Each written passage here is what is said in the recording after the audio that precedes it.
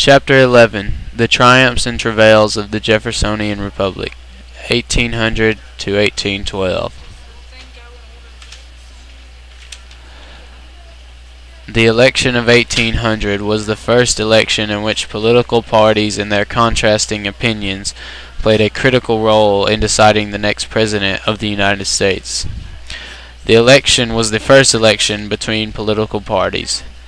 The election was between the Federalists, represented by John Adams, and the Democratic Republicans, represented by Thomas Jefferson. During the race for presidency, each party expressed their views and attacked each other heavily about party ideas and the leaders being proposed for presidency. A significant attack made during the election was against Thomas Jefferson.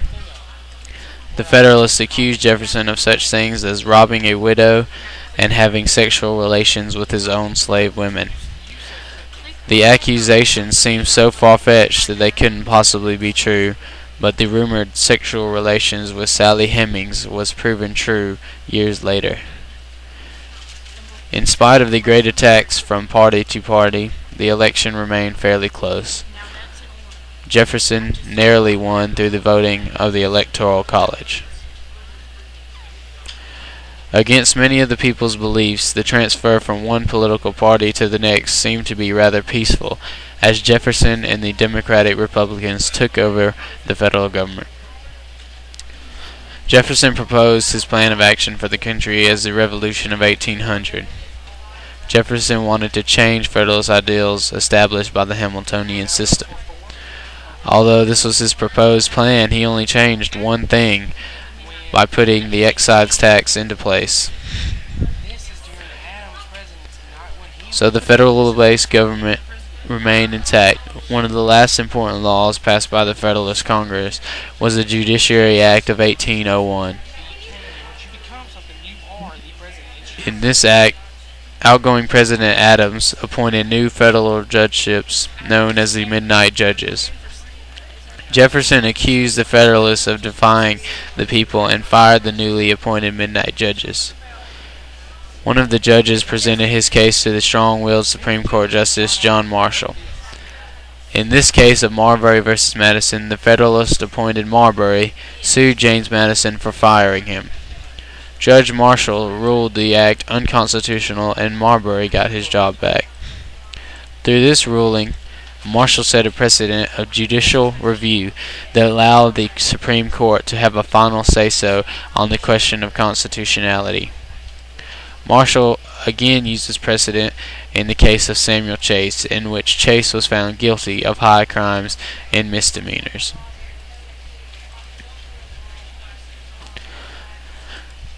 Jefferson's first step towards peaceful coercion was the reduction of the police force to only 2,500 men. Jefferson wanted to evade all foreign conflict, but was dragged into a conflict with the Atlantic pirates. Jefferson was forced to send a navy to fight in Tripoli. Jefferson made peace in Tripoli in 1805.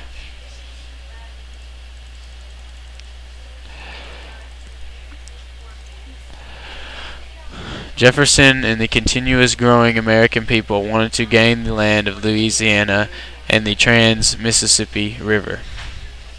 Jefferson made negotiations with France and tried to remain out of any conflict with the French. To ensure the securing of New Orleans, Jefferson was even willing to join forces with his old foe, the British. Napoleon, being caught up in his attempts to reconquer Santo Domingo and defeat the rebelling Africans led by Toussaint L'Ouverture, and his conflicts with Britain, decided to sell the Louisiana Purchase to America, with ideas that it would strengthen Americans and later lead to a weaker British government. Robert Livingston was sent to France and negotiated the purchase of Louisiana for about $15 million. The United States had purchased a wilderness to get a city. The purchase came to be a great thing for America, though. The United States had managed to stay out of French and British affairs and gained a vast amount of land. Much was unknown about the new land acquired by the U.S., so Jefferson sent his personal secretary, Meriwether Lewis, and a young Army officer, William Clark, to explore the purchase. The partnership explored throughout North Dakota into parts of Iowa and all the way to the Rocky Mountains. The expedition was a long scientific excursion in which the two and their group learned of the new territory and the people who lived there. They were aided by the Shoshone woman Sacagawea. As the United States gained land, fears of secession began to brew due to the government power of the purchase.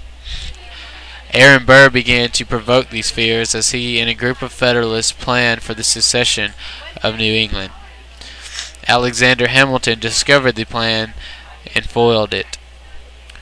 Burr was furious and challenged Hamilton to a duel in which he could not refuse for the sake of his pride and honor. Hamilton refused to fire upon Burr and was killed by Burr in one shot. Although the United States tried to remain neutral during the British and French conflicts, it was quite inevitable that they would have to fight for themselves because the attacks between the countries greatly affected the United States. The British closed European ports controlled by the French, and the French seized merchant ships, whether it be British or American. This affected American trade. Impressment was also an act that the British applied against the Americans that was highly offensive and appalling. The British further attacked Americans through their actions in the Chesapeake affair, in which they tried to seize sailors from American ships and then killed them after they refused to be taken captive. This outraged Americans. Jefferson soon began to plot a way to deal with the foreign mistreatment. Since a war was out of the question, Jefferson proposed and passed the Embargo Act of 1807, in which Americans cut off all exports to other countries to get them to respect the rights of Americans. Although this act was essentially a good idea, it failed due to the fact that it hurt the American people worse than the British and the French. Jefferson underestimated the determination of the British and overestimated the dependence on American trade. He also did not push the act long enough or tightly enough for it to be successful. The embargo was so hated by the people that it revived the Federalist Party and brought back ideas of secession. The act was repealed and replaced with the Non-Intercourse Act, in which trade was permitted with all nations except for Britain and France. James Madison arrived in office right as the alarm of war was right at Americans' back. During his presidency, the embargo was completely done away with in Macon's Bill, No. 2. This demonstrated Americans' weakness without trade with Britain and France and did not accomplish the desired effect of influencing Europe to uplift their trade restrictions. Madison then sought to open up trade with France to lure Britain into opening trade back up.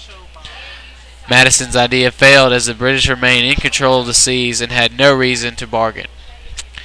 Madison was then forced to reenact the embargo against Britain. Many of Madison's party were anxious to fight the British. The so-called war hawks were fed up with their passive forefathers and wanted to end the blockage of American trade. Western war hawks also wanted to fight off the Indian threats to pioneer settlers.